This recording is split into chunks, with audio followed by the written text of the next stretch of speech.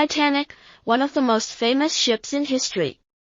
What was the Titanic? The Titanic was a British passenger liner that sank in the North Atlantic Ocean in the early morning hours of April 15, 1912, after striking an iceberg during her maiden voyage from Southampton to New York City.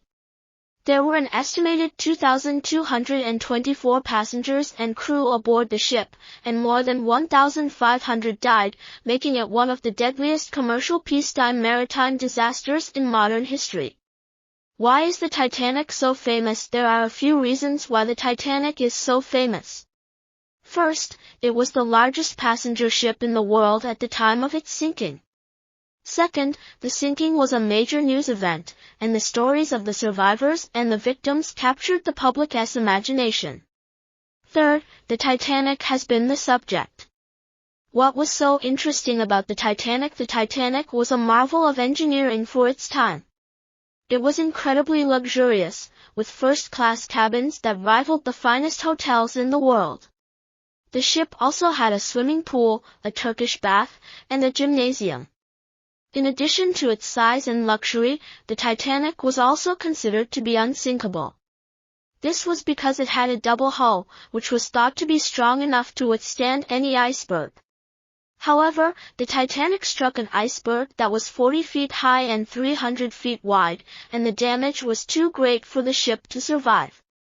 The sinking of the Titanic had a profound impact on the world.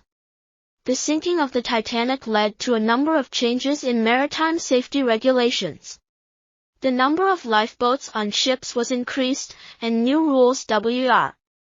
The Titanic's maiden voyage started in Southampton, England.